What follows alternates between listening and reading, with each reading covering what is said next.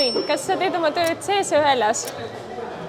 Sees. Sees. Kas sa pead kasutama mingit kaitsevarustust, kaitseriietust? Mis sa pead kasutama? Otseselt ei pea, ma pean olema lihtsalt ettevaatlik. Okei. Ehk siis töö mustaks ei tee sind? Ei. Okei. Kas see on seotud ehitusega? Ei. Okei. Kas see on seotud mingite mootorsõidukitega? Jaa.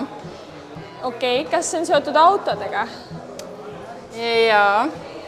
Kas sa oled automehaanik? Ei ole mehaanik.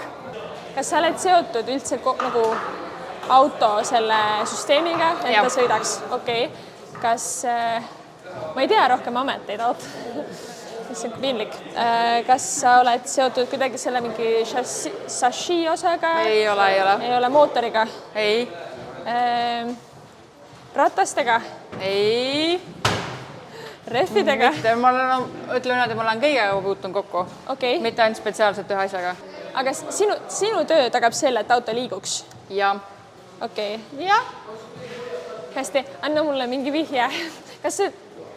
Anna mulle mingi vihje. Mis vihjed ma olen sulle?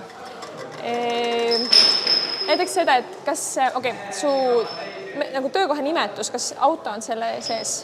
Ei ole. Okei. Kas insener on selle sees? Ei ole. Mehaanika ei ole? Ei.